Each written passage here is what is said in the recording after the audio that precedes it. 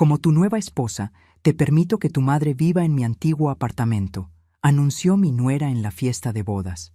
Yo sonreí. Lo agradezco, pero vivo muy feliz en mi propiedad. Mi hijo me interrumpió de inmediato. Mamá, decidí no decírtelo antes, pero mis suegros y mi cuñada se van a mudar allí. Miré alrededor del salón. En realidad, no estaban a la vista por ningún lado. Entonces dije, muy fuerte. Esa frase quedó suspendida en el aire como un cristal a punto de romperse. Todos los invitados giraron sus cabezas hacia nuestra mesa. El mariachi dejó de tocar. Los meseros se detuvieron a medio paso, y mi hijo Sebastián, mi único hijo, me miraba con una mezcla de vergüenza y desafío que jamás había visto en sus ojos. Me llamo Leonor. Tengo 67 años, y esa noche llevaba puesto mi traje sastre color vino que guardaba para ocasiones especiales. Había planchado cada pliegue con cuidado. Me até el cabello en un chongo elegante. Hasta me puse los aretes de perlas que mi difunto esposo Arturo me regaló en nuestro 20º aniversario. Quería verme digna para la boda de mi hijo. Quería que se sintiera orgulloso de mí. Qué equivocada estaba. Valeria, la novia, seguía de pie junto a la mesa principal con su copa de champán en alto y esa sonrisa que ahora reconozco como pura calculación. Llevaba un vestido color marfil con pedrería que debió costar más de lo que yo ganaba en 6 meses. Su familia había organizado todo: el salón de eventos en la zona rosa, las flores traídas desde Cuernavaca, el banquete para 200 invitados. Y ahora entendía por qué. Porque cuando tienes todo el control del escenario, puedes escribir cualquier guión. Leonor, dijo Valeria con esa voz dulce que usaba cuando quería parecer generosa. Sé que a tu edad es difícil mantener una casa tan grande. Por eso Sebastián y yo pensamos que estarías más cómoda en algo más pequeño, más manejable. A mi edad, como si mis 67 años me convirtieran en una anciana decrépita, incapaz de abrir una puerta. Y como mis papás y mi hermana Mónica están pasando por un momento difícil, continuó, pensamos que sería perfecto que ellos te ayudaran con los gastos de tu casa mientras tú te instalas en el departamento de Sebastián. Es una solución que beneficia a todos, ¿no crees? La mesa donde estaban sentados mis vecinos, doña Carmela y don Héctor, guardó un silencio incómodo. Vi cómo intercambiaban miradas. Algunos invitados ya murmuraban. Otros fingían revisar sus teléfonos. Sebastián ni siquiera me miraba. Tenía la vista clavada en su plato, como cuando era niño y sabía que había hecho algo malo. Respiré profundo. Olía a flores de azahar y a perfume caro. Olía a traición envuelta en papel de regalo. Valeria, dije finalmente, con una calma que me sorprendió incluso a mí, agradezco tu generosidad, pero hay algo que debes saber. Me puse de pie. Todos los ojos estaban sobre mí. Esa casa que tan gentilmente quieres que deje no es solo mía. Es el resultado de 15 años trabajando 12 horas diarias después de quedar viuda. Es la herencia de mi esposo vendida ladrillo por ladrillo para pagar la universidad de mi hijo. Es cada peso que no gasté en mí para darle un futuro a Sebastián. Valeria parpadeó. Su sonrisa tembló apenas. Y lo más importante, continué, sintiendo cómo mi voz se hacía más firme, es que tus padres y tu hermana, esos que supuestamente se van a mudar a ayudarme, ¿dónde están? Porque llevo 3 horas en esta boda y no he visto a ninguno de ellos. El silencio ahora era absoluto. Sebastián se levantó de golpe. Su silla rechinó contra el piso de madera. Mamá, por favor, no hagas una escena, susurró con urgencia. ¿Una escena? Repetí. Hijo, ustedes acaban de anunciar públicamente que me van a despojar de mi casa y yo soy la que hace una escena. Pero lo peor aún no había pasado. Si esta historia ya te erizó la piel, suscríbete para que no te pierdas cómo termina. Porque lo que viene jamás lo verán venir. Esa noche no dormí. Me quedé sentada en la sala de mi casa, la misma casa que ahora querían arrebatarme, mirando las fotografías que colgaban de las paredes. Arturo y yo el día de nuestra boda. Sebastián con apenas 3 años, cubierto de harina en la cocina. Nuestro negocio, la Tlapalería Ferretería Mendoza, con su letrero verde recién pintado. 15 años habían pasado desde que Arturo murió. 15 años desde aquella madrugada en que un infarto se lo llevó mientras dormía a mi lado. Tenía apenas 52 años. Sebastián acababa de cumplir 18. Recuerdo el olor a desinfectante del hospital, el sonido de mis propios sollozos, la mano fría de mi esposo entre las mías. Y recuerdo también la mirada aterrada de Sebastián cuando le dije que su papá no volvería a casa. Me tocó ser fuerte. No tuve opción. La ferretería había sido el sueño de Arturo. La abrió con sus propias manos, ladrillo por ladrillo, estante por estante. En los buenos tiempos llegamos a tener 3 empleados. Vendíamos de todo: cemento, varillas, herramientas, pintura. Los albañiles del barrio nos conocían por nombre. Arturo silbaba mientras atendía a los clientes. Yo llevaba las cuentas en un cuaderno de pasta dura. Después de su muerte, intenté mantenerla funcionando. Durante 6 meses me levanté a las 5 de la mañana para abrir el local. Cargué bultos de cemento que me lastimaban la espalda. Aprendí sobre calibres de alambre y tipos de clavos. Pero no era lo mismo. Los proveedores empezaron a subir los precios. La competencia de las grandes cadenas nos fue ahogando poco a poco. Una tarde, mientras cerraba la cortina metálica, me di cuenta de que estaba perdiendo dinero cada mes. Y Sebastián acababa de recibir su carta de aceptación en la Universidad Iberoamericana para estudiar ingeniería civil. La colegiatura era de 48,000 pesos por semestre. 4 años, 8 semestres, 384,000 pesos solo en colegiaturas, sin contar libros, materiales, transporte. Esa noche no fue diferente a esta. Tampoco dormí. Hice números una y otra vez en ese mismo cuaderno de pasta dura donde Arturo registraba las ventas. Al día siguiente contraté a un valuador. Un señor mayor con lentes gruesos revisó cada rincón de la ferretería.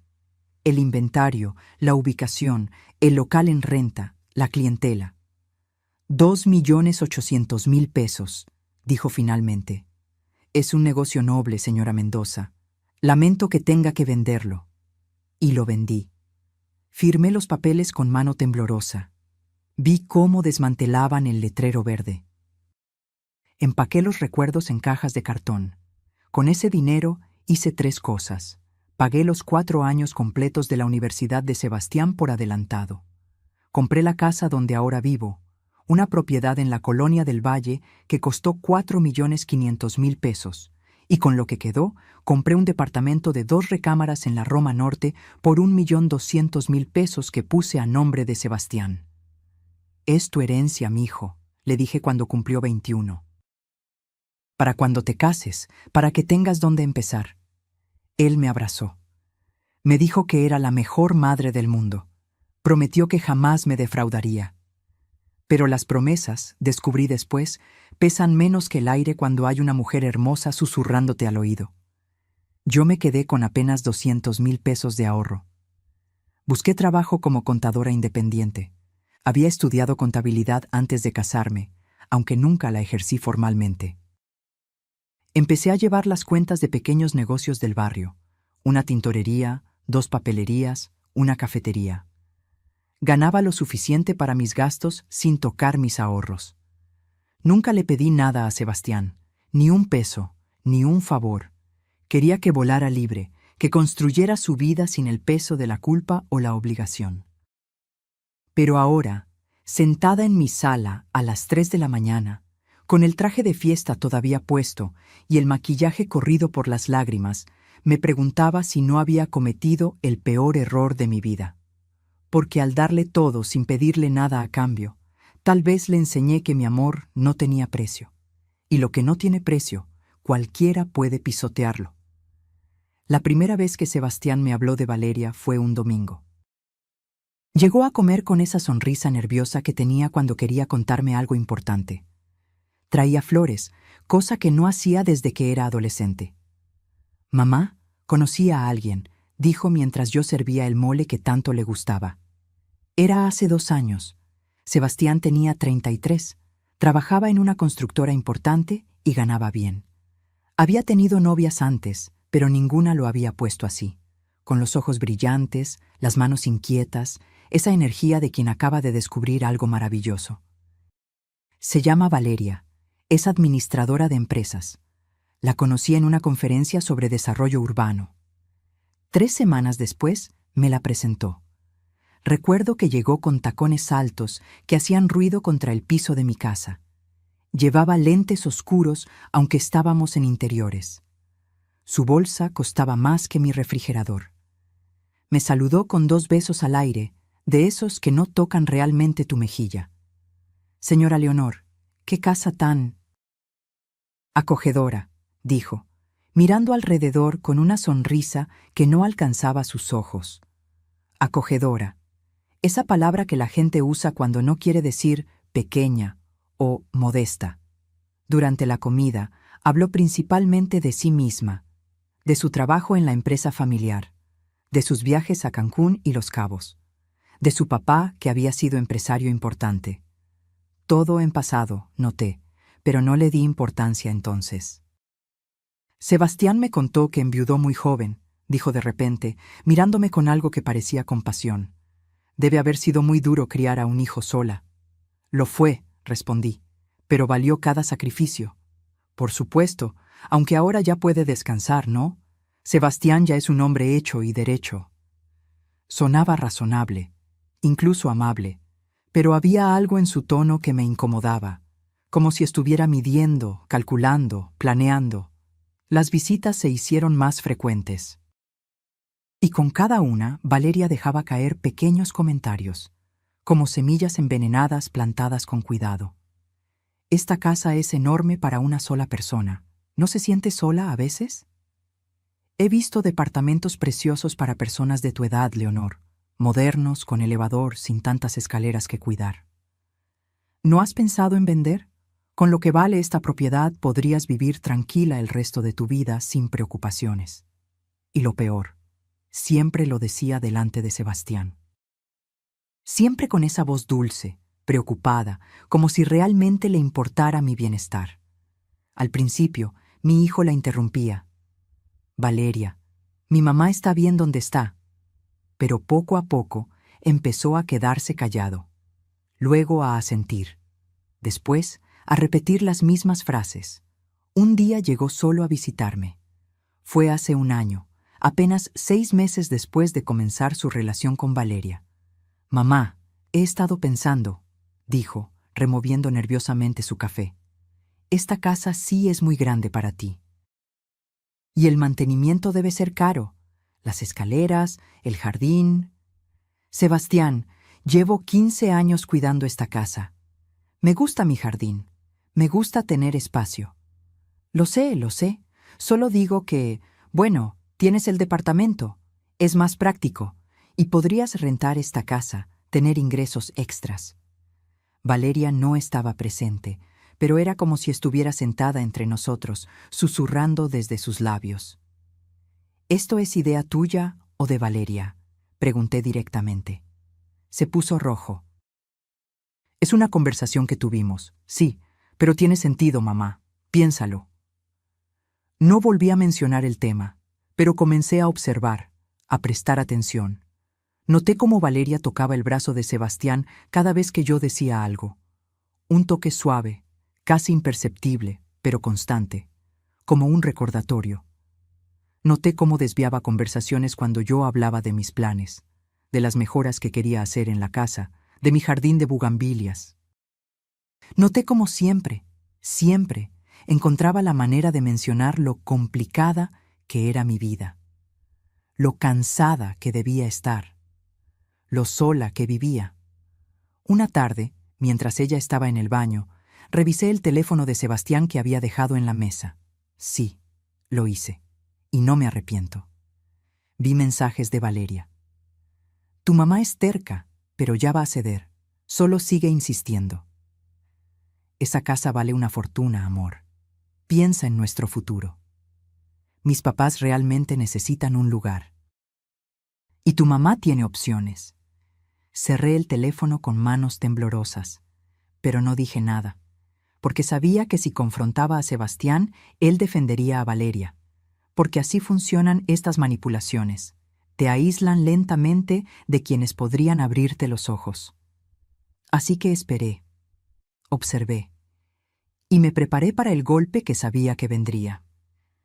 Solo que nunca imaginé que sería en su propia boda, delante de 200 personas, donde finalmente mostrarían sus verdaderas intenciones. Después de aquella escena en la boda, Sebastián me alcanzó en el estacionamiento.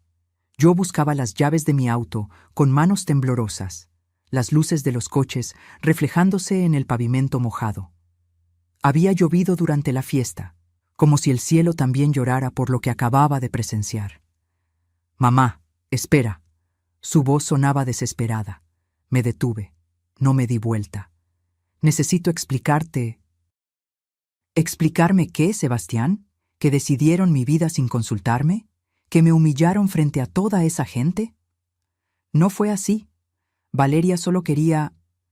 Ella pensó que sería más fácil si lo anunciábamos públicamente, para que no te sintieras presionada a decir que sí solo por mí. Me giré entonces. Lo miré a los ojos, esos ojos que se parecían tanto a los de su padre. ¿Y funcionó? ¿Me siento menos presionada ahora que 200 personas saben que me van a sacar de mi casa? Se pasó la mano por el cabello, un gesto que hacía desde niño cuando estaba nervioso. Los papás de Valeria, mamá, perdieron su casa, tienen deudas. Rodrigo tuvo problemas con su negocio y por eso tengo que pagar yo. ¿Por eso tengo que renunciar a mi hogar? No es renunciar, es compartir, es ayudar a una familia que lo necesita. Tengo 67 años, Sebastián. Trabajé toda mi vida. Vendí el negocio de tu padre, sus sueños, para darte un futuro. ¿Y ahora me pides que entregue también mi presente? Guardó silencio. A lo lejos se escuchaba la música de la fiesta que continuaba adentro. Ellos no vinieron hoy porque están avergonzados, dijo finalmente. Estela, Rodrigo y Mónica no quisieron venir porque sabían que esto sería incómodo. Qué conveniente. Respiró profundo. Cuando volvió a hablar, su voz era distinta, más dura.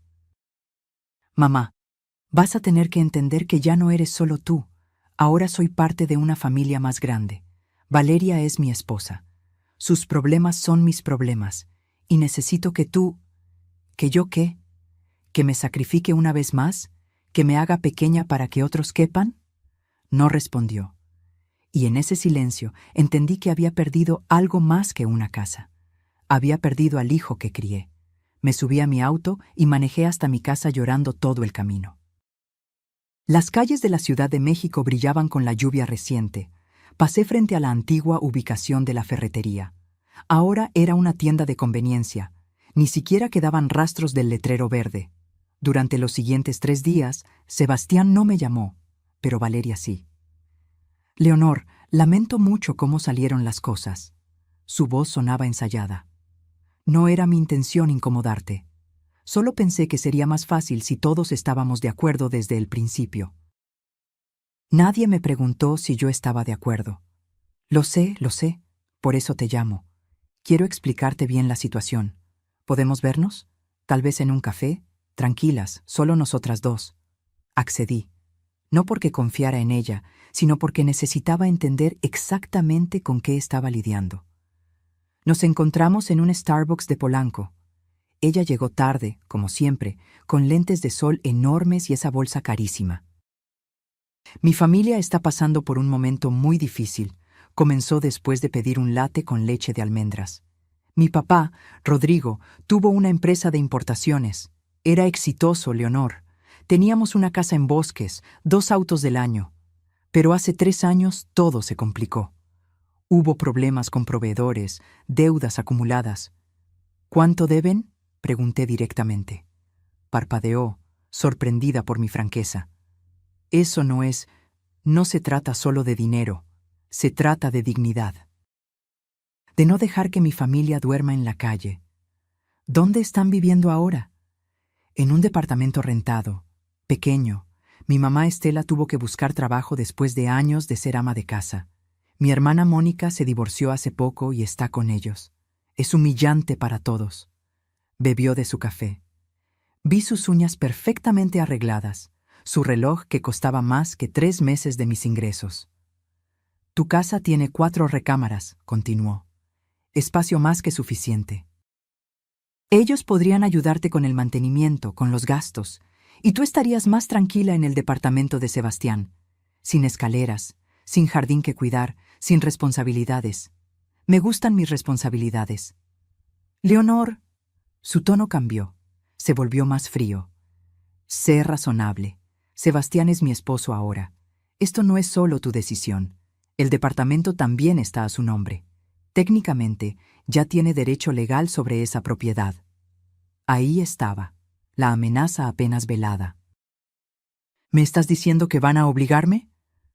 Estoy diciendo que sería mucho más fácil si cooperaras, para todos, especialmente para tu relación con tu hijo. Salí de ese café sintiendo un frío que no tenía nada que ver con el aire acondicionado.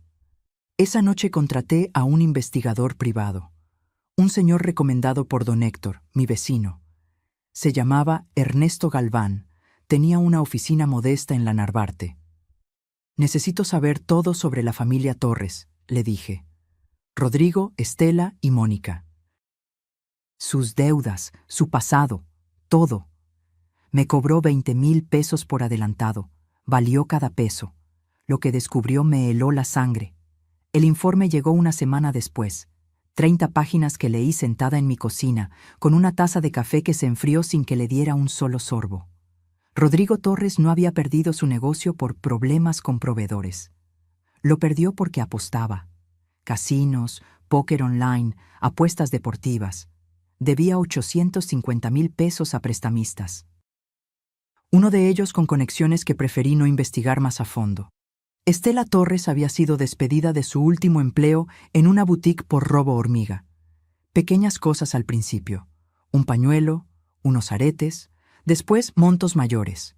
La dueña no levantó cargos por lástima, pero la corrió sin recomendación. ¿Y Mónica?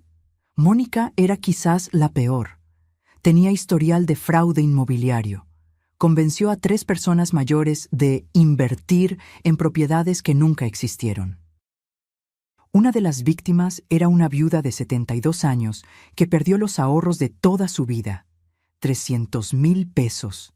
Cerré el folder con manos temblorosas. Esta era la familia que querían meter a mi casa. Estos eran los pobres necesitados por quienes debía sacrificarme. Llamé a Sebastián esa misma noche. Necesito hablar contigo, ahora. Mamá, son las 10 de la noche. Ahora, Sebastián. Llegó una hora después, solo. Valeria se había quedado en el departamento que ahora compartían. El que yo había comprado pensando en su futuro, no en su prisión. Le mostré el informe. Vi cómo su rostro cambiaba de color con cada página. Esto tiene que ser un error. Ernesto Galván es el mejor investigador de la zona. Todo está documentado, facturas, denuncias, testimonios. Se dejó caer en el sofá, el mismo sofá donde le leía cuentos cuando era niño. Valeria no sabía, ¿estás seguro? ¿O simplemente no querías saberlo tú? Guardó silencio. Sebastián, esta gente tiene problemas serios, deudas con personas peligrosas, antecedentes criminales, y tú quieres meterlos a mi casa, a la casa que compré con el dinero del negocio de tu padre. Son la familia de mi esposa, y yo soy tu madre. ¿Eso ya no significa nada? Se levantó bruscamente. Sabía que harías esto. Valeria me advirtió que tratarías de sabotear nuestro matrimonio. Me quedé helada. ¿Perdón? Siempre has sido controladora, mamá. Nunca te ha gustado ninguna de mis novias. Y ahora que finalmente encontré a alguien con quien quiero construir un futuro, haces todo lo posible por arruinarlo. Sebastián, no, déjame terminar. Estoy cansado de sentirme culpable. Sí, Hiciste sacrificios. Sí, pagaste mi universidad. Pero eso no te da derecho a decidir cómo vivo mi vida. Solo te estoy mostrando la verdad. Tu verdad. La verdad según Leonor Mendoza, que siempre sabe más, que siempre tiene razón. Su voz temblaba de rabia. Valeria me ama, me eligió a mí, y si tú no puedes aceptar eso, entonces el problema eres tú. Se fue dando un portazo. El sonido resonó en toda la casa vacía. Durante los siguientes días, el silencio fue absoluto. Sebastián no contestaba mis llamadas. Mis mensajes quedaban en visto sin respuesta. Pero Valeria sí hizo algo mucho peor que el silencio. Comenzó a publicar en redes sociales. Historias en Instagram con mensajes como: cuando tu suegra prefiere una casa vacía antes que ayudar a su propia familia. Publicaciones en Facebook. Reflexión. ¿Hasta dónde llega el egoísmo de una madre que tiene todo y no quiere compartir nada? Nunca mencionaba mi nombre, pero nuestros conocidos en común sabían exactamente de quién hablaba. Los comentarios se dividieron. Algunos la defendían. Qué triste cuando los viejos se vuelven amargados. Yo también tuve una suegra egoísta, te entiendo perfectamente. Otros me defendían a mí, pero eran menos, porque la narrativa de Valeria era más simple, más fácil de digerir.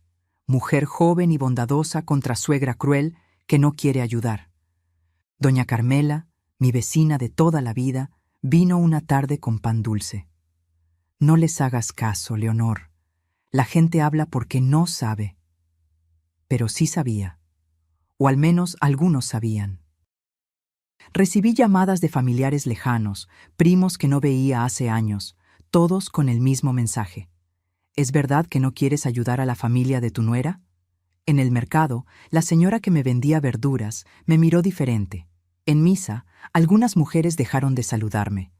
La peor parte fue cuando fui al banco a hacer un trámite. La cajera me reconoció. Usted es la mamá de Sebastián Mendoza, ¿verdad?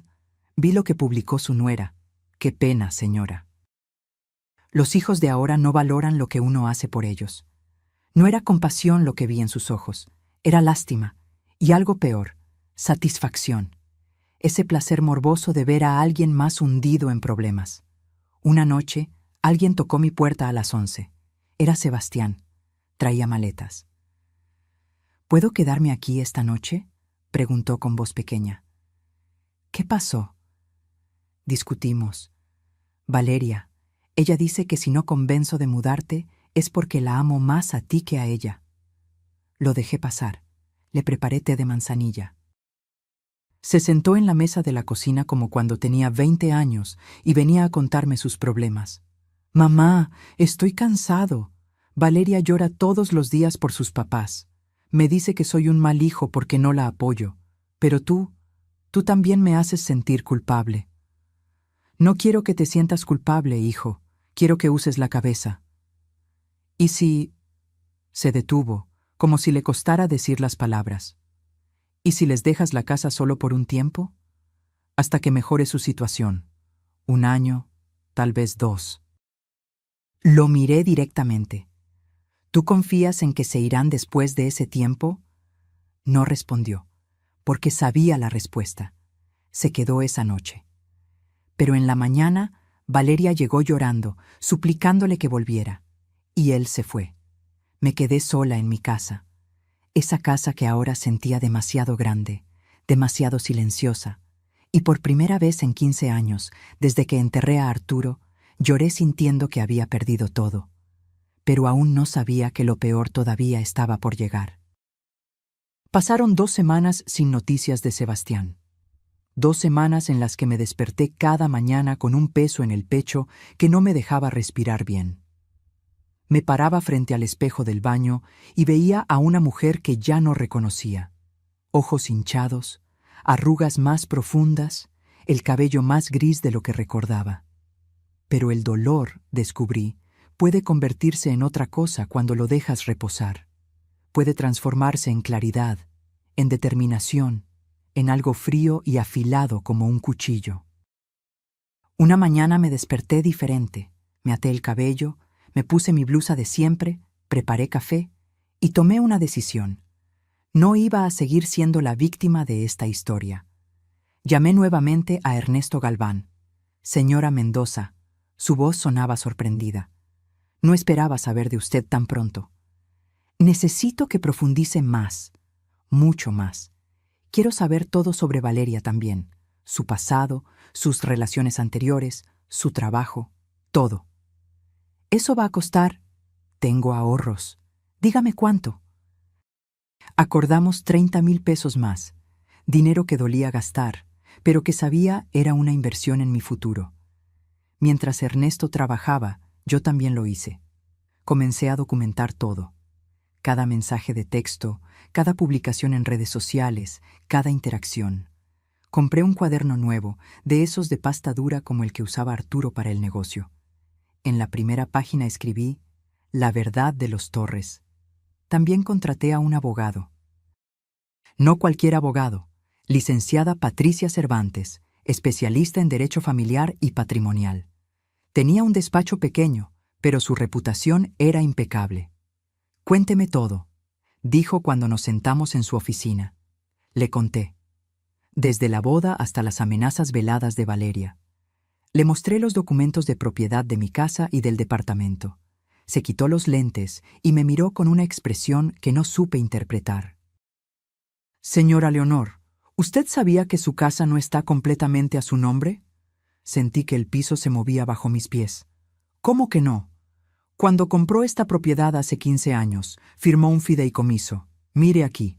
Señaló una cláusula en los documentos que yo ni siquiera recordaba haber leído. La casa está en un fideicomiso familiar. Usted es la fideicomitente y beneficiaria vitalicia. Sí, pero hay condiciones específicas. ¿Qué tipo de condiciones? Si alguien que no sea heredero directo de sangre vive en la propiedad sin el consentimiento expreso del fideicomitente, la propiedad puede revertir a, déjeme ver, una fundación benéfica designada en el anexo B. Me recargué en la silla. No recuerdo haber firmado eso. Es común. Muchos notarios incluyen estas cláusulas como protección adicional. ¿El notario que la atendió era amigo de su esposo? Sí, Ernesto Villalobos. Fue compañero de Arturo en la preparatoria. Entonces probablemente lo hizo para protegerla, para que nadie pudiera quitarle la casa o aprovecharse de usted después de enviudar. Mi mente trabajaba rápidamente. ¿Y si ya hay personas viviendo ahí? ¿Personas que yo no autoricé? Depende. ¿Cuánto tiempo llevan viviendo? Nadie vive ahí todavía, pero están presionándome para que los deje entrar. Entonces tiene una ventaja.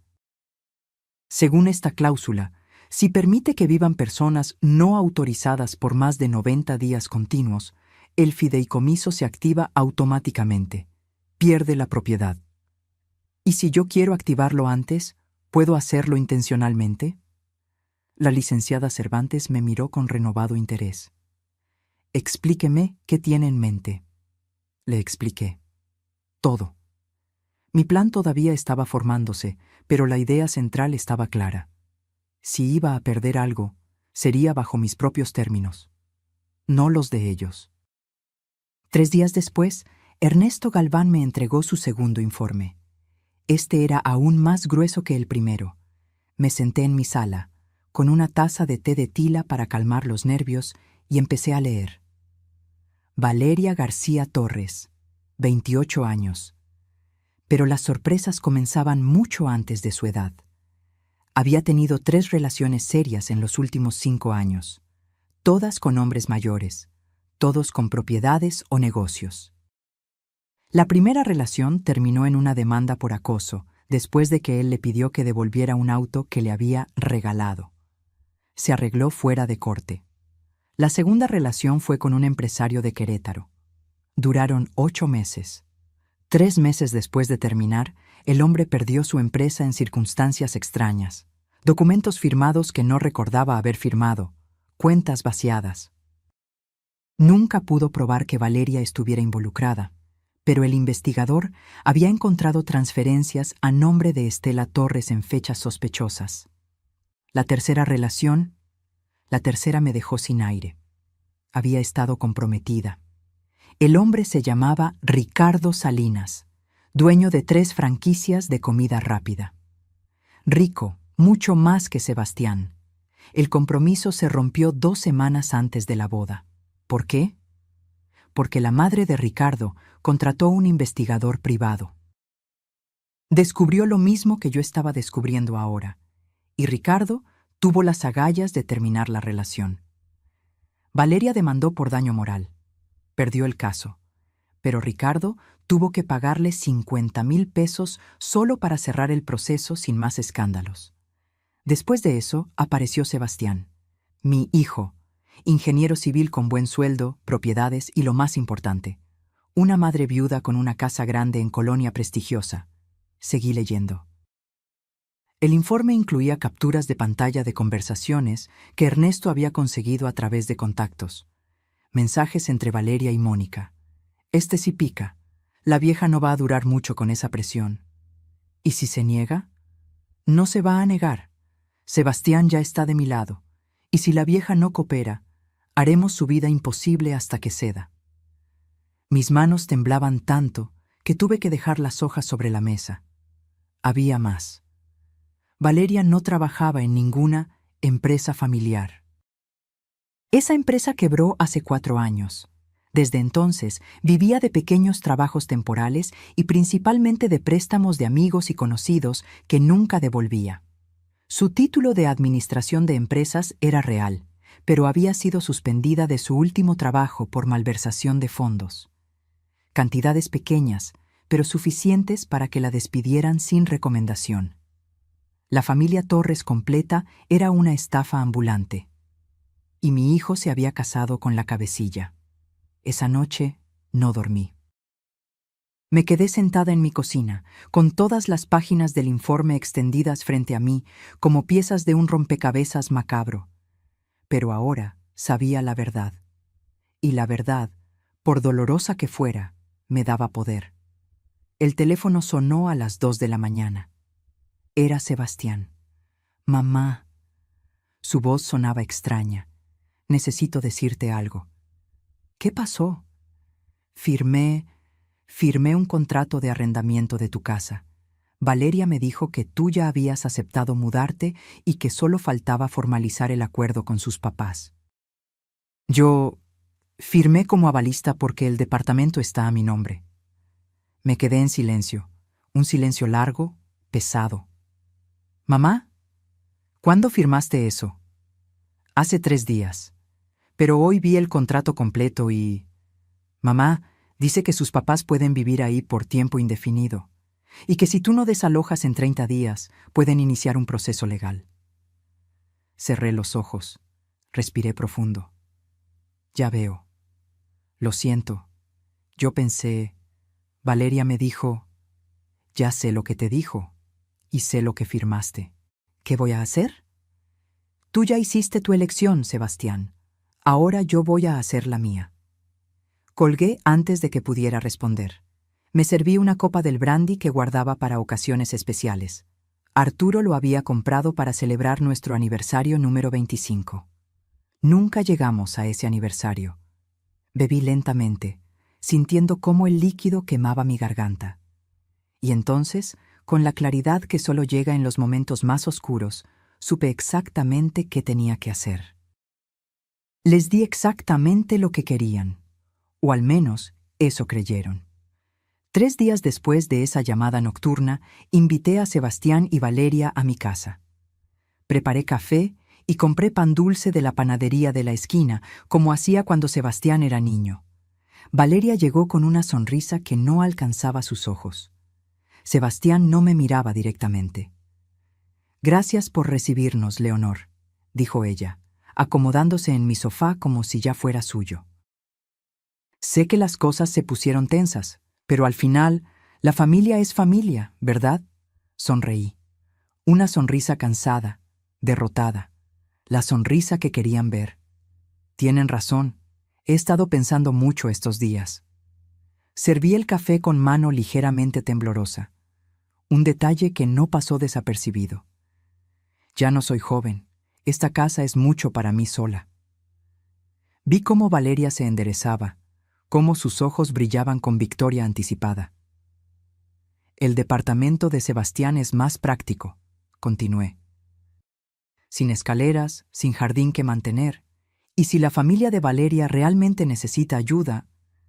Mamá. Sebastián sonaba aliviado, casi culpable. Solo necesito tiempo para organizar mis cosas, dije suavemente. 15 años aquí, muchos recuerdos que empacar. Por supuesto, respondió Valeria rápidamente. Tómate el tiempo que necesites. 2 semanas, 1 mes. 3 semanas, dije. Me mudo en 3 semanas. Valeria extendió su mano sobre la mesa y apretó la mía. Sus dedos estaban fríos. Eres una mujer sabia, Leonor. Esto es lo mejor para todos. Cuando se fueron, me quedé sentada en mi sala durante horas, mirando cada rincón, el sillón donde Arturo leía el periódico, la mancha en la pared que dejó Sebastián cuando tenía 8 años y jugaba pelota dentro de la casa, las cortinas que había elegido hace 10 años, pero no lloré. Ya no tenía más lágrimas. La familia Torres se mudó 2 días después. No esperaron las 3 semanas. Llegaron con un camión de mudanzas un martes por la mañana. Yo me quedé ahí, viendo cómo descargaban muebles, cajas, televisores. Rodrigo Torres era un hombre de unos 60 años, barrigón, con ese aire de quien alguna vez tuvo dinero y nunca superó perderlo. Estela era delgada, nerviosa, con las manos siempre ocupadas en algo. Mónica tenía 32, rubia teñida, tacones altos, incluso para una mudanza. Señora Leonor, Rodrigo me saludó con una cordialidad falsa. Qué amable de su parte permitirnos quedarnos aquí. Se lo agradecemos enormemente. Es temporal, respondí. Por supuesto, solo hasta que mejore nuestra situación. Mentiroso. Podía verlo en sus ojos. No tenían intención de irse nunca. Les di un recorrido por la casa. Les mostré dónde estaban las llaves del agua, cómo funcionaba la calefacción, dónde guardaba las herramientas. Esta recámara era de mi hijo, dije, abriendo la puerta del cuarto que aún conservaba algunos de sus trofeos de fútbol. Perfecta para mí, dijo Mónica, entrando sin pedir permiso. Arrancó un póster de la pared. Esto tiene que irse, voy a pintar de rosa. Algo se apretó en mi pecho, pero solo asentí. En mi recámara, la principal, Estela tocaba mis cosas. ¿Este reloj? Señaló el reloj de pared antiguo que colgaba junto a la ventana. ¿Es de valor? Era de mi esposo. Su abuelo se lo regaló. Está un poco pasado de moda, ¿no? Pero seguro podemos venderlo. Estos antiguos a veces valen algo. No está en venta. Bueno, técnicamente ya no vives aquí, así que... Rió. Una risa aguda que me taladró los oídos. Empaqué mis cosas esenciales esa misma tarde. Ropa, documentos importantes, las fotos de Arturo y Sebastián. El reloj de pared me lo llevé también, envuelto en una cobija. Sebastián vino a ayudarme a cargar las cajas en su auto. Trabajamos en silencio. La familia Torres nos miraba desde la sala, bebiendo cervezas, comentando sobre qué iban a cambiar primero. Esa cocina está muy anticuada, escuché a Mónica decir. Necesita remodelación completa. En el departamento de Sebastián, el que ahora sería mi hogar, desempaqué mis cosas con movimientos mecánicos. Era un espacio bonito, 2 recámaras, buena iluminación. Pero se sentía ajeno, como un hotel donde estaba de visita. Colgué el reloj en la sala. Sebastián me ayudó a nivelarlo. Mamá, sé que esto es difícil. Está bien, mentí. Valeria prometió que será temporal. En cuanto sus papás consigan trabajo... No respondí. No tenía sentido. Durante las siguientes 2 semanas, Sebastián me visitaba cada 3 días. Me traía comida, me preguntaba cómo estaba. Yo sonreía, decía que todo estaba bien, que me estaba adaptando. Pero llamaba a mi casa, mi antigua casa, solo para escuchar quién contestaba. La primera vez contestó Mónica. ¿Bueno? Su voz sonaba impaciente. Colgué sin decir nada. La segunda vez contestó Rodrigo. Residencia Torres, dijo con orgullo. Residencia Torres, en la casa que yo compré con el dinero del negocio de mi esposo muerto. Colgué con las manos temblando. Empecé a manejar por mi antigua calle, solo para ver, como quien visita una tumba. Una tarde vi algo que me heló la sangre, un camión de una casa de empeño estacionado frente a mi casa. 2 hombres sacaban muebles, mi librero de caoba. La mesa del comedor donde celebramos 20 cumpleaños de Sebastián, las sillas que Arturo había barnizado él mismo.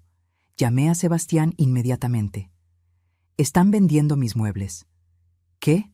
No, debe haber un error. Estoy aquí, los veo, están sacando todo. Escuché cómo confrontaba a Valeria. Voces amortiguadas. Después volvió al teléfono. Valeria dice que sus papás necesitaban dinero urgente, que tú dijiste que podían disponer de lo que no te llevaste. Jamás dije eso. Mamá, son solo cosas, muebles viejos. Eran las cosas de tu padre. Silencio largo.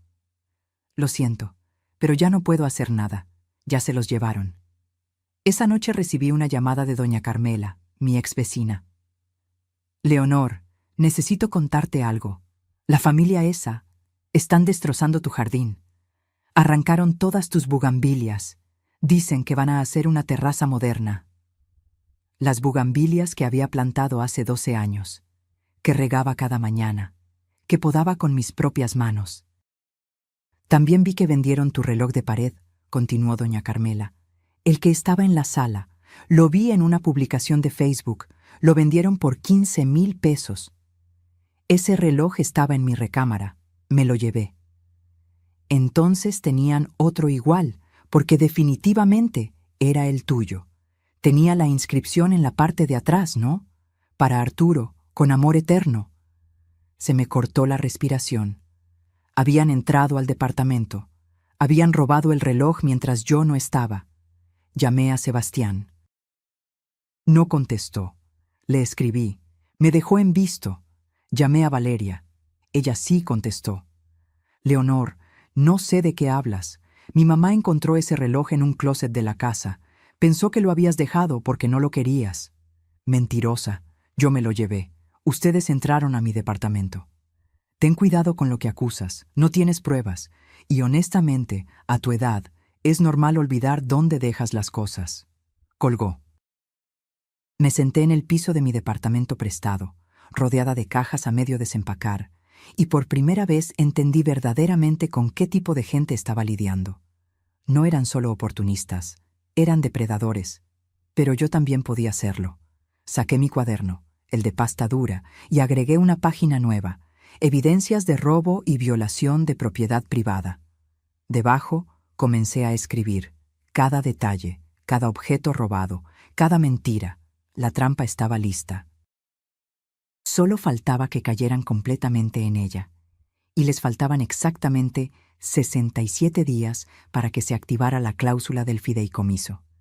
67 días para que perdieran todo. 67 días para mi venganza. El día 75, después de que los Torres se mudaran a mi casa, llamé a la licenciada Cervantes. Es hora, dije simplemente. ¿Estás segura? Una vez que iniciemos esto, no hay vuelta atrás. Completamente segura. Nos reunimos en su oficina esa misma tarde.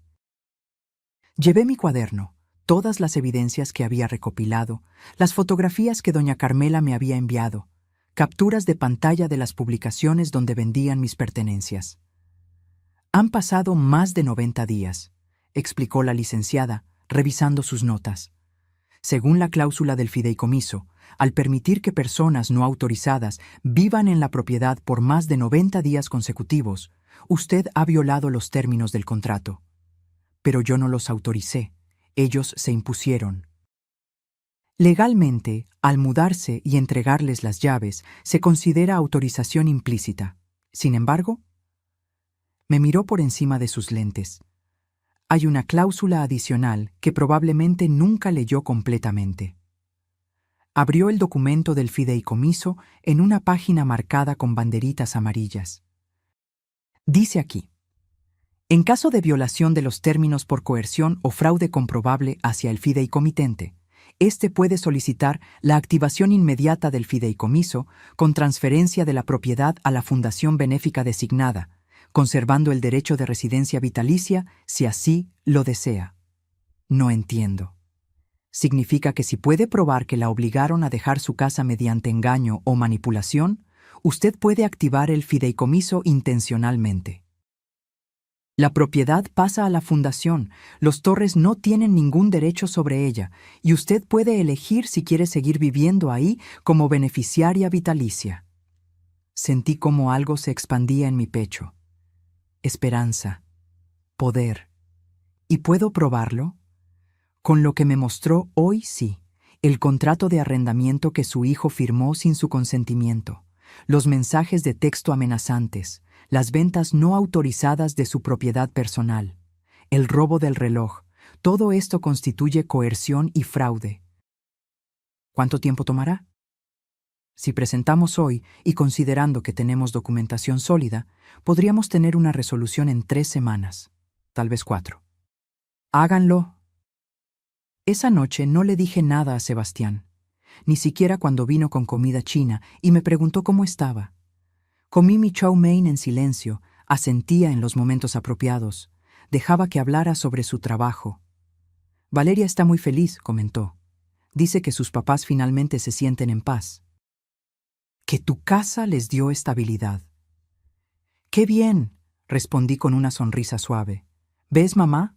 Al final todo salió bien, solo necesitabas adaptarte al cambio. Quise gritarle. Quise mostrarle todas las fotos, todas las pruebas de lo que su preciosa esposa y su familia estaban haciendo. Pero me contuve. El silencio también es un arma, y yo estaba aprendiendo a usarlo. Una semana después, recibí la notificación oficial. La licenciada Cervantes había presentado la demanda. El juzgado familiar había aceptado el caso con carácter urgente, dada la evidencia de fraude y manipulación hacia una mujer mayor. Ahora viene la parte interesante, me dijo por teléfono. Van a notificar a todas las partes involucradas, su hijo, su nuera y los residentes actuales de la propiedad. Tienen 5 días hábiles para responder. ¿Y después? Después hay una audiencia, y ahí es donde usted va a tener que ser muy fuerte, Leonor. Van a intentar pintarla como la villana, como la madre egoísta que se arrepintió de ayudar. ¡Que lo intenten! La notificación llegó un martes. Sebastián apareció en mi departamento a las 8 de la noche. No tocó. Tenía llave. Entró como huracán. ¿Qué es esto?, gritó agitando los papeles. ¿Una demanda? ¿Nos estás demandando? Me quedé sentada en el sofá, con mi tejido en las manos. Había comenzado a tejer una bufanda. Algo para mantener las manos ocupadas. No los estoy demandando a ustedes. Estoy ejerciendo mi derecho sobre mi propiedad. Es lo mismo. Mamá, ¿cómo pudiste? La familia de Valeria va a quedar en la calle. Como yo quedé de mi propia casa. Tú elegiste mudarte. Dejé el tejido a un lado. Lo miré directamente. ¿Elegí? Sebastián, firmaste un contrato a mis espaldas. Me presionaron públicamente en tu boda. Vendieron los muebles de tu padre. Robaron el reloj que tu papá amaba. Destruyeron mi jardín. ¿Eso es elegir? Se pasó las manos por el cabello. Un gesto que ahora me recordaba más a su suegro que a Arturo. Fueron errores, malentendidos. Pero esto es cruel, mamá. Valeria está destruida. Llora todos los días. Qué conveniente. ¿Qué te pasó? No eres la mujer que me crió. La mamá que conocí nunca sería tan vengativa. Me puse de pie. Tenía que alzar la vista para mirarlo a los ojos, pero mi voz no tembló. La mamá que conociste murió el día que tú elegiste a una mujer que apenas conocías sobre la mujer que sacrificó todo por ti. La mamá que conociste se quedó enterrada bajo 15 años de sacrificio que tú pisoteaste en 3 meses de matrimonio. Mamá, la audiencia es en 2 semanas. Ahí presento todas mis pruebas. El juez decidirá. Y Sebastián, hice una pausa. Te sugiero que consigas un buen abogado, porque los cargos por robo de propiedad personal y venta ilegal de bienes ajenos también están en el expediente. Se quedó pálido. ¿Nos vas a meter a la cárcel? Yo no.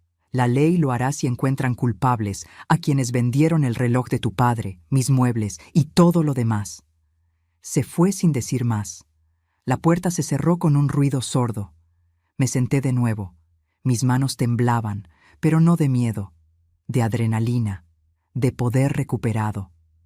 Esa noche Valeria me llamó. Su voz ya no era dulce. Era puro veneno. Vieja miserable, ¿crees que vas a ganar? Tengo abogados, buenos abogados, y voy a hundir tu nombre en el lodo. Cuando termine contigo, nadie en esta ciudad va a querer verte. Inténtalo, respondí con calma, pero te sugiero que mejor uses ese dinero de abogados para buscar dónde van a vivir tú y tu familia en 3 semanas. Sebastián va a elegirme a mí. Lo sabes, ¿verdad? Te va a abandonar. Vas a morir sola, amargada, sin nadie. Quizás, pero voy a morir en mi casa. O al menos sabiendo que hice lo correcto. Colgué. Las 2 semanas siguientes fueron un infierno. Valeria cumplió su amenaza. Publicó en todas sus redes sociales. Me pintó como la suegra del demonio. Una mujer cruel que estaba desalojando a una familia vulnerable. Recibí mensajes de odio, llamadas anónimas. Alguien rayó mi auto con las palabras «vieja egoísta». Pero también recibí otras llamadas. De las víctimas anteriores de Mónica. Del exprometido de Valeria, Ricardo, quien ofreció declarar en mi favor. De vecinos que habían visto cómo los Torres destruían mi propiedad. La licenciada Cervantes organizó todo meticulosamente. Cada evidencia, cada testimonio, cada documento. Vamos a ganar, me dijo la noche antes de la audiencia. Pero prepárese, mañana va a ser difícil. Estoy lista. Y lo estaba. Después de 75 días de sentirme pisoteada, humillada, invisible, finalmente estaba lista para rugir. El día de la audiencia me desperté antes del alba. Me puse mi traje sastre gris, el mismo que usaba cuando llevaba contabilidades importantes. Me peiné con cuidado. Me pinté los labios de un rojo discreto. Quería verme como lo que era, una mujer de 67 años que sabía exactamente lo que valía. La licenciada Cervantes me recogió a las 7:30. ¿Nerviosa?, preguntó mientras manejaba hacia el juzgado. Tranquila, respondí, y era verdad. Había pasado por demasiado para tener miedo ahora. La sala de audiencias era más pequeña de lo que imaginaba. Paredes color beige, escritorios de madera oscura, el escudo nacional colgado detrás del estrado del juez. Olía a papel viejo y a desinfectante. Los Torres ya estaban ahí. Rodrigo con un traje que le quedaba apretado en el vientre. Estela con un vestido negro como si fuera a un funeral. Mónica con tacones demasiado altos y maquillaje demasiado marcado. Y Valeria. Valeria llevaba un vestido sencillo color crema, sin joyas, con el cabello recogido en una cola de caballo. La imagen perfecta de la humildad. Sebastián estaba sentado junto a ella. No me miró cuando entré. El juez era un hombre de unos 50 años, de lentes gruesos y expresión seria. Se llamaba Héctor Ramírez, según la placa en su escritorio. «Buenos días», dijo cuando todos estuvimos sentados. «Estamos aquí por el caso de Leonor Mendoza, viuda de Sánchez, contra la familia Torres García, en relación con la propiedad ubicada en...». Leyó la dirección completa de mi casa, mi antigua casa. «Licenciada Cervantes, puede proceder con su apertura». Patricia se puso de pie. Llevaba un portafolio café lleno de documentos. «Su señoría, vengo a representar a la señora Leonor Mendoza, una mujer viuda de 67 años que ha sido víctima de coerción, manipulación y fraude por parte de su nuera y la familia de ésta». Comenzó a presentar las evidencias, una por una, metódicamente. El contrato de arrendamiento que Sebastián firmó sin mi consentimiento. las capturas de pantalla de las publicaciones donde vendían mis muebles, los testimonios de doña Carmela sobre la destrucción de mi jardín, las fotografías del reloj de Arturo siendo vendido en línea, el abogado de los Torres, un hombre joven con demasiado gel en el cabello, intentaba objetar constantemente. Su señoría, la señora Mendoza, voluntariamente dejó la propiedad. Firmó documentos de entrega de llaves. No firmé ningún documento, interrumpí. El juez me miró. Señora Mendoza, por favor espere su turno para declarar. Disculpe, su señoría. Patricia continuó. Presentó los mensajes entre Valeria y Mónica que el investigador había conseguido. Esos donde llamaban vieja y planeaban presionarme hasta que cediera. Vi cómo Valeria palidecía. Su señoría, dijo su abogado, esos mensajes privados fueron obtenidos ilegalmente. Fueron obtenidos por un investigador privado licenciado, respondió Patricia. Completamente legal bajo el artículo 16 constitucional cuando hay sospecha fundada de fraude. El juez tomaba notas sin expresión. Después fue el turno de los Torres para defenderse. Su abogado llamó primero a Valeria al estrado. Señorita Torres, señora de Mendoza, corrigió ella con voz suave. Perdón, señora de Mendoza, ¿puede explicarle al juez cómo fue que llegaron a vivir en la propiedad de su suegra? Valeria se limpió una lágrima inexistente. Mi familia estaba pasando por un momento muy difícil, su señoría. Mi padre perdió su negocio. Estábamos a punto de quedarnos en la calle. Cuando Sebastián y yo nos casamos, su mamá, Leonor, nos dijo que nos ayudaría, que podíamos usar su casa mientras ella se mudaba a un lugar más pequeño. ¿Ella se ofreció voluntariamente? Sí, dijo que era su regalo de bodas para nosotros. Mentira. Mentira descarada. ¿Y los muebles que vendieron? Leonor nos dijo que tomáramos lo que quisiéramos, que ella ya no los necesitaba, incluso nos dio permiso de hacer modificaciones en la casa. ¿Y el reloj? Ese reloj estaba en un closet. Pensamos que lo había olvidado.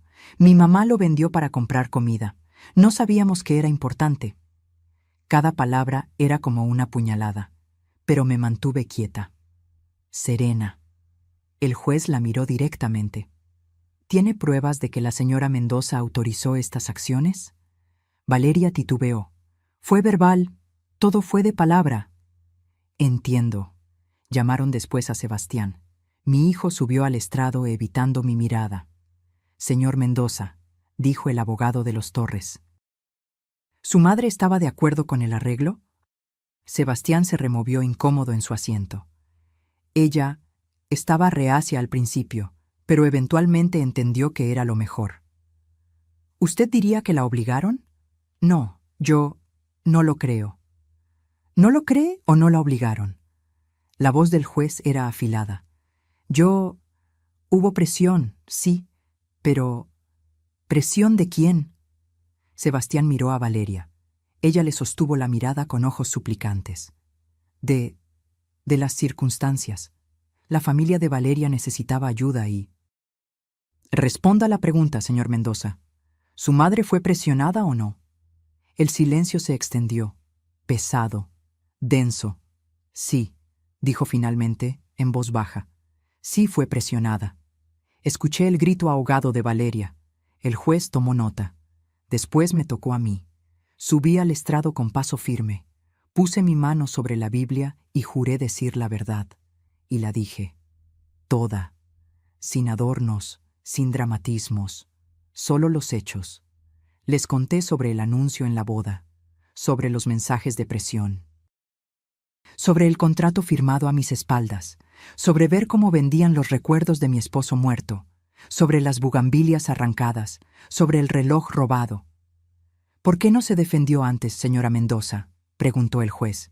Porque tenía miedo de perder a mi hijo. Pensé que si cedía, si me hacía pequeña, él volvería a mí. Pero me equivoqué. Cuando cedes ante los buitres, no te dejan en paz. Solo van por más carne. Valeria se puso de pie. Eso es mentira. Ella es la manipuladora aquí. Siempre lo ha sido. Orden. El juez golpeó su mazo. Señora de Mendoza, siéntese o la sacarán de la sala. Patricia pidió la palabra. Su señoría, me gustaría presentar un testigo adicional, el señor Ricardo Salinas. Ricardo entró a la sala. El ex prometido de Valeria. Un hombre de unos 40 años, bien vestido, seguro de sí mismo. Declaró durante 20 minutos. Contó cómo Valeria lo había manipulado. Cómo intentó quedarse con propiedades a su nombre. Cómo su familia había intentado aislarlo de su madre. El mismo patrón, dijo mirando directamente a Valeria. Encuentra un hombre con recursos, se acerca a él haciéndose la víctima, manipula para obtener propiedades, y cuando ya no puede sacar más, busca al siguiente. Valeria lloraba ahora, llantos reales, desesperados. El juez revisó todos los documentos durante lo que pareció una eternidad. He visto suficiente, dijo finalmente. La evidencia presentada demuestra claramente un patrón de coerción y fraude. Además, según los términos del fideicomiso presentado, la propiedad estaba protegida contra exactamente este tipo de situación. Miró a los Torres. La familia Torres tiene 72 horas para desalojar completamente la propiedad ubicada en... Leyó la dirección.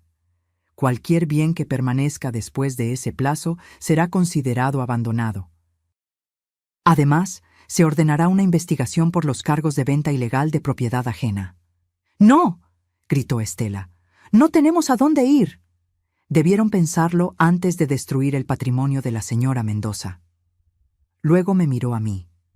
Señora Mendoza, según los términos del fideicomiso, usted tiene dos opciones: recuperar la residencia vitalicia en la propiedad o proceder con la transferencia a la fundación benéfica designada, que según veo aquí es Fundación Mujeres Viudas en Esperanza.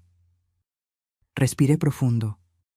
Elijo la transferencia a la fundación, su señoría, con la condición de que esa casa se use para albergar temporalmente a mujeres viudas que hayan perdido sus hogares por circunstancias injustas. Mujeres como yo, casi fui. El juez asintió con algo que parecía aprobación. Así se hará. Esta audiencia ha concluido. Cuando salimos de la sala, Sebastián me alcanzó en el pasillo. Mamá, yo no sabía que Valeria... Sí sabías, solo no quisiste ver. ¿Puedes perdonarme? Lo miré. Mi hijo, el niño que cargué en brazos, el joven que aplaudí en su graduación, el hombre que eligió a una extraña sobre mí. Algún día, tal vez. Pero hoy no, Sebastián. Hoy necesito sanar. Me alejé sin mirar atrás. Valeria estaba recargada contra la pared, sollozando. Rodrigo gritaba obscenidades. Estela lloraba. Mónica ya estaba al teléfono, probablemente buscando dónde esconderse de los cargos que vendrían. Pero yo caminé por ese pasillo con la cabeza en alto. Porque por primera vez en meses respiraba libre. 72 horas después regresé a mi casa. La licenciada Cervantes me acompañó, junto con un oficial del juzgado y 2 testigos. Los Torres ya habían sacado sus cosas. Dejaron la casa como campo de batalla. Paredes rayadas, pisos sucios, basura acumulada en las esquinas. Arrancaron hasta las cortinas. El jardín era un páramo de tierra removida, donde antes crecían mis bugambilias. Caminé por cada habitación sintiendo una mezcla de tristeza y liberación. En la cocina, alguien había quemado el piso de linóleo. En mi antigua recámara habían pintado las paredes de un rosa chillante. El baño principal tenía el espejo roto, pero seguía siendo mi casa. «Lo siento, señora Mendoza», dijo el oficial. «Hay gente que no respeta nada». «No importa», respondí. «Las paredes se pueden pintar, los pisos se pueden reparar. La dignidad robada es más difícil de recuperar, y yo ya recuperé la mía». Pasé los siguientes días limpiando. Doña Carmela vino a ayudarme. Don Héctor trajo herramientas para reparar lo que se podía reparar.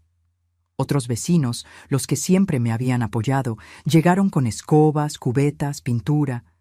«Esto es increíble, Leonor», dijo doña Carmela mientras restregábamos el piso de la cocina. Lo que hiciste, defender tu casa así. No tuve opción, o me defendía o me hundía. ¿Y tu hijo? ¿Has sabido de él? Negué con la cabeza. Nada desde la audiencia. Volverá. Los hijos siempre vuelven cuando se les abre los ojos. No estaba segura de querer que volviera. No todavía. Una semana después, recibí una llamada de la Fundación Mujeres Viudas en Esperanza. La directora, una mujer llamada Graciela Ramos, quería reunirse conmigo.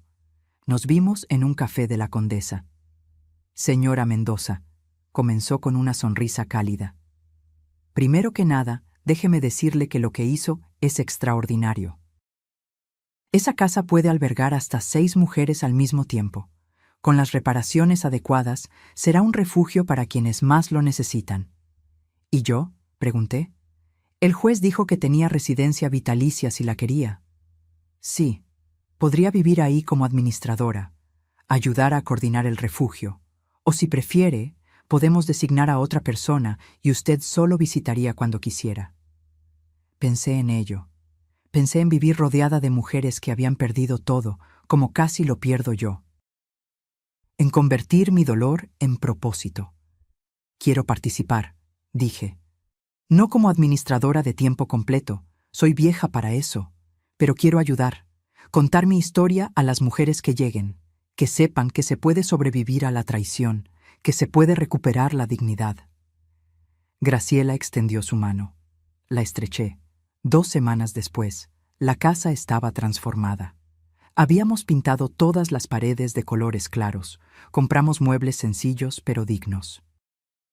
Replantamos el jardín con nuevas bugambilias y también con rosas, jazmines y un pequeño huerto de hierbas aromáticas. La primera residente llegó un martes. Se llamaba Rosa. Tenía 58 años. Su hijo la había echado de su casa para que su novia se mudara. La historia me sonó terriblemente familiar. No estás sola, le dije mientras le mostraba su habitación. Aquí vas a sanar, y después vas a volar. Lloró en mis brazos, y yo lloré con ella. Porque ahora entendía que mi dolor no había sido en vano. Un mes después de la audiencia, Sebastián apareció en la puerta. Ya no se veía como el hombre seguro y orgulloso que había elegido a Valeria sobre mí. Tenía ojeras profundas. Había perdido peso. Su ropa estaba arrugada. Mamá, me quedé en la puerta sin invitarlo a pasar. Me divorcié, dijo sin preámbulo. Valeria, era todo verdad, todo lo que dijiste. La encontré intentando que yo firmara documentos para vender el departamento. Mi departamento, el que tú compraste. Lo siento, dije, y era sincera. No, yo lo siento. Tardé demasiado en ver lo que siempre estuvo frente a mí. Me dejé cegar por... ni siquiera sé por qué. Por la idea del amor, supongo. Por no querer estar solo. El miedo a la soledad nos hace aceptar compañías tóxicas. ¿Podrás perdonarme alguna vez? Lo miré. Mi hijo. El producto de mi amor con Arturo. El niño que cargué, que alimenté, que eduqué con todo lo que tenía. El perdón no se pide, Sebastián. Se gana. Con tiempo, con acciones, con cambio real. ¿Qué tengo que hacer? Primero, ser honesto contigo mismo sobre por qué me traicionaste. No fue solo Valeria. Hubo algo en ti que eligió creerle a ella en lugar de confiar en mí. Asintió con los ojos húmedos. Segundo, reconstruir tu vida con integridad. No para impresionarme a mí, sino porque eso es lo que tu padre habría querido. ¿Y tercero? Tercero, entender que nuestra relación cambió. Yo ya no soy la madre que se sacrifica en silencio, y tú ya no puedes ser el hijo que da por sentado ese sacrificio. Lo entiendo.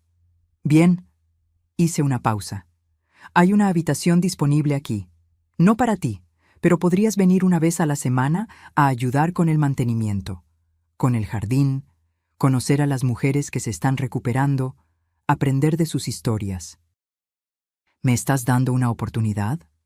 Te estoy dando la oportunidad de convertirte en el hombre que tu padre habría estado orgulloso de conocer. Vino el siguiente sábado. Y el siguiente. Y el siguiente. Lo vi cambiar lentamente. Vi cómo escuchaba las historias de Rosa, de Mariana que llegó después, de Claudia y Ana. Mujeres abandonadas, traicionadas, despojadas. Mujeres que estaban reconstruyendo sus vidas ladrillo por ladrillo. Una tarde, mientras trabajábamos juntos plantando nuevas bugambilias, me dijo: «Gracias, mamá». ¿Por qué? Por no rendirte conmigo, por mostrarme que el amor verdadero tiene límites, que respetar es más importante que complacer. No respondí, solo seguí plantando, pero por dentro algo sanó un poco más. Pasaron 6 meses. La casa albergaba a 5 mujeres, todas trabajando, recuperándose, planeando sus futuros. Yo vivía en un departamento pequeño cerca de ahí, pero pasaba la mayoría de mis días en la casa, ayudando, aconsejando, simplemente estando presente. Don Héctor murió en marzo. Doña Carmela me pidió que hablara en su funeral. Él siempre te admiró, me dijo. Decía que eras la mujer más valiente que conocía. En el funeral, rodeada de gente que conocí toda mi vida, hablé sobre don Héctor, pero también sobre el valor. Sobre la diferencia entre la valentía que grita y la valentía que se mantiene firme en silencio hasta el momento exacto de actuar. Sebastián estaba ahí. Desde la audiencia se había convertido en alguien diferente, más humilde, más consciente. Trabajaba duro en reconstruir su vida. Había vendido el departamento y comprado uno más pequeño. Donó la mitad del dinero a la fundación. «Es lo menos que puedo hacer», dijo cuando le pregunté por qué. «No lo haces por mí», le recordé. «Lo haces porque es lo correcto». De Valeria nunca supe más. Alguien me dijo que se mudó a Guadalajara, que había encontrado otro hombre con dinero, que el patrón continuaba. Los Torres enfrentaron cargos por la venta ilegal de mis bienes. Rodrigo terminó pagando una multa considerable. Mónica finalmente fue a prisión por los fraudes anteriores que habían sido documentados. Estela simplemente desapareció.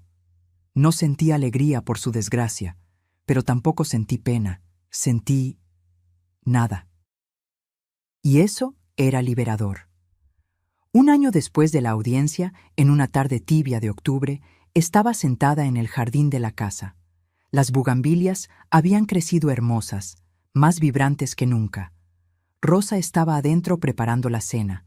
Mariana leía en el portal. Ana regaba las plantas. Sebastián llegó con flores, como hacía ahora cada semana. «Para ti, mamá». Las tomé. Eran girasoles, mis favoritas.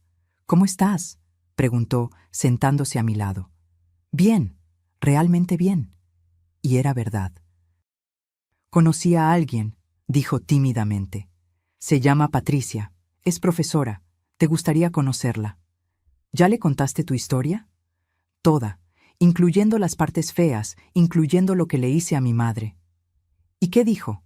«Que todos merecemos una segunda oportunidad, pero que las segundas oportunidades se ganan, no se regalan». Sonreí. Me agrada ya.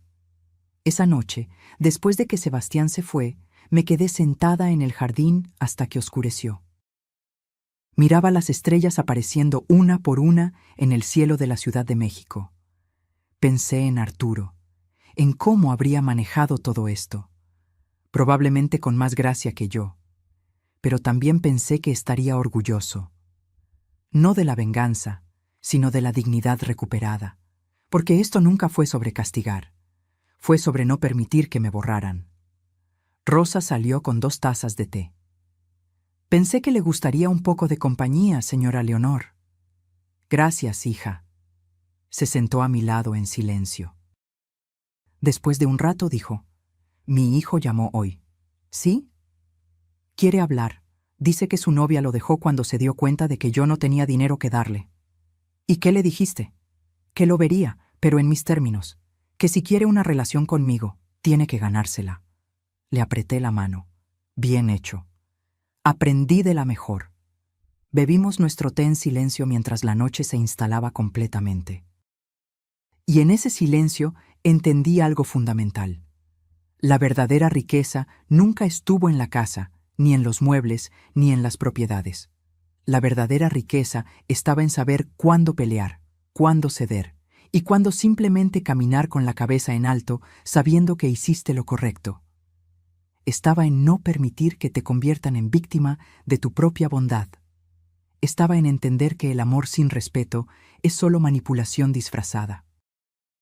Y estaba en saber que nunca es tarde para defender lo que te pertenece, no por codicia, sino por dignidad. Miré hacia la casa, las luces encendidas en cada ventana, mujeres que habían tocado fondo y ahora se levantaban, mujeres que, como yo, habían aprendido que rendirse no es la única opción. Y sonreí, porque esta casa, con su historia de dolor transformado en refugio, era mi mejor venganza contra aquellos que pensaron que podían quebrarme. No me quebraron, me fortalecieron. Y esa era una victoria mucho más dulce que cualquier otra cosa que pudiera haber imaginado. Reflexión final. A veces la vida nos pone en situaciones donde tenemos que elegir entre ser amables o ser fuertes. Yo aprendí que las mujeres más poderosas son las que saben ser ambas cosas, pero nunca al costo de su propia dignidad. Si mi historia te tocó el corazón, si alguna vez te has sentido invisible en tu propia vida, si has sacrificado tanto que olvidaste que tú también importas, entonces escribe en los comentarios desde dónde nos acompañas. Cuéntame tu historia. Porque todas tenemos una, y todas merecemos ser escuchadas. Dale like si crees que el respeto se gana, no se mendiga. Y suscríbete para seguir compartiendo historias de mujeres que se negaron a ser borradas de sus propias vidas, porque al final la verdadera herencia no son las casas ni el dinero, es la dignidad con la que enfrentamos las tormentas. Y eso nadie te lo puede quitar. Fin.